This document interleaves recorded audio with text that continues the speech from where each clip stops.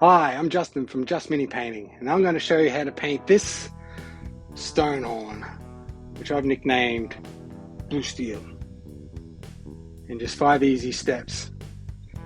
He's part of a commission I'm painting, and it has been a great experience. If you don't have time to paint your army, email me at justminipainting@gmail.com. I know you have a busy life. Let me save you some time. Okay, using 2 contrast paints and 2 colors for highlighting, this tutorial will show you how to give volume to that fur without getting a washed out result. In addition to these paints, you'll need a dry brush, you'll need a large brush, and you'll need a brush with a decent point on it. I'd also recommend getting some Citadel contrast medium, as well as to help with dilution. And if you don't have access to that, just use some water. In fact, I use both in conjunction. So don't forget to like, subscribe, share, and comment. Grab your tea, and let's get painting.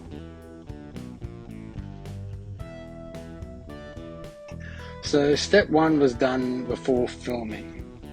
I've chosen a simple zenithal highlight. I use an airbrush, but a rake bone undercoat and gentle spray of white from directly above will give a good enough effect.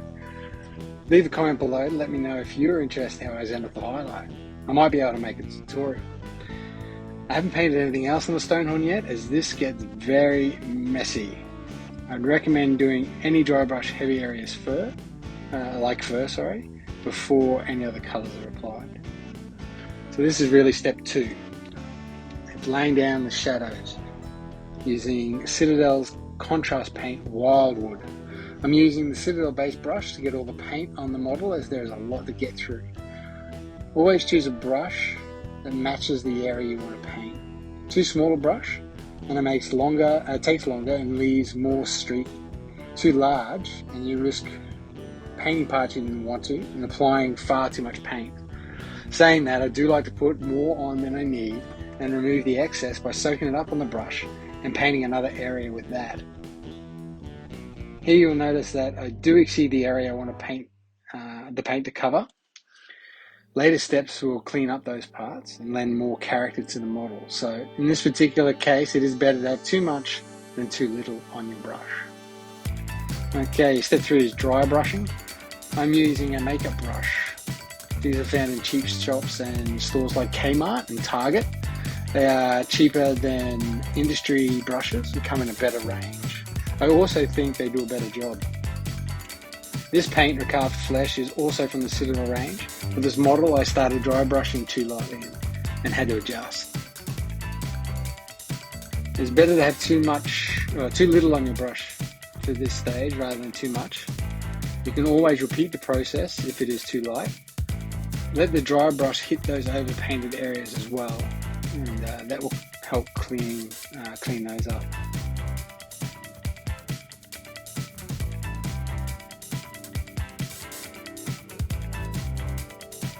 Add a little bit of white into that Recalf Flesh now and do some more dry brushing.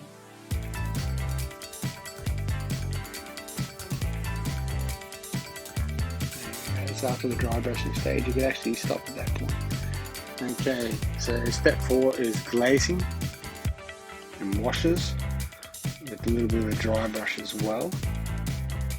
Using Citadel contrast paint Gorgon fur, heavily diluted with contrast medium, I go over the fur, glazing over undersides of muscle and other areas that are not interacted by the sun, concentrating on those areas. I use a little bit of Wildwood as well.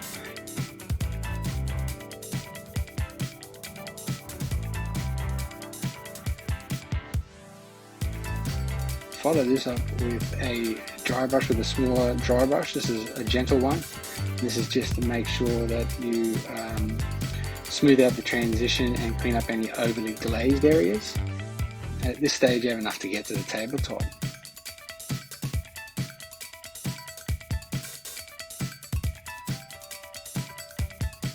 And that looks fantastic.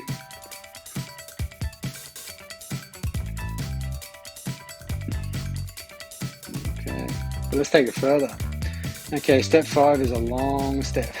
Put on a movie if you have a model as big as this stone. This step was a serene 2 hours for me, listening to podcasts and YouTube clips. Highlighting starts with a 1:1 ratio of that same Macarth flesh and any bright white you have. I'm using Vallejo's Skull White or Dead White. Dead White. Okay, I'm using a size 2 brush with a decent point. I started highlighting all individual hairs on the fur, leaving only a few on the recesses and the underbelly untouched. This step gets rid of any grainy effect of the dry brushing and adds more volume. You could stop at this point, but I take the highlighting further with pure white. But here my highlights are more specific, like the tops of muscles, the fur on his skull, and down the ridge of his back. Some of the other fur is highlighted in this way, but only on the tips, like the fur that's sticking up at his elbows. I also highlight those areas I've overpainted earlier with the base coat and washes. That's just going to make, if you're using contrast paints, that'll make that step easier when you're painting that. And I am going to be doing contrast paints on the rest of the model. That's in another video. Doing a little bit of touch-ups on his riders that have already been painted. I did a video for that as well, of the style that they're painted. I actually painted the hunter, the blood pelt hunter.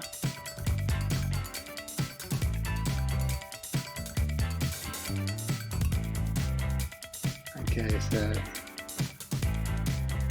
I enjoy watching this bit, but it goes for some time as I go through and highlight everything. I hope you enjoy. I'll come back at the end and we'll talk about the result.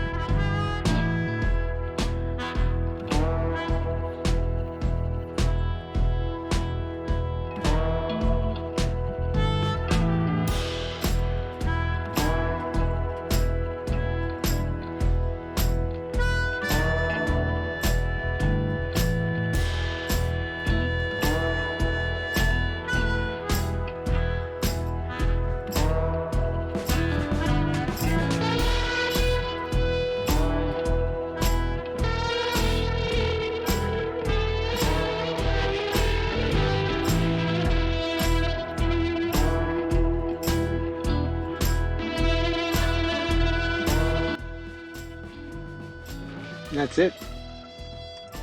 A simple 4-paint scheme to give your painted models a lovely vibrant white fur in 5 steps.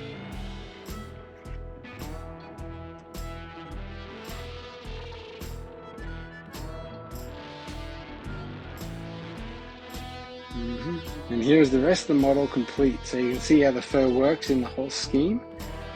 You can add further glazes to the fur to enhance the shadows and extra highlights, and you can just continually do that over and over and over until you get something that looks really good.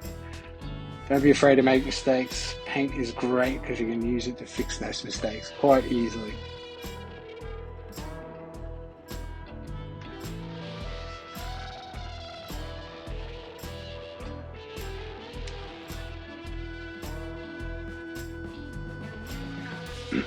Oof. Okay, so I hope you enjoyed that tutorial. White is not an easy colour to work with, but if you follow those 5 easy steps, I think you can get to the end with a beautiful looking model, something similar to the colours what you see here.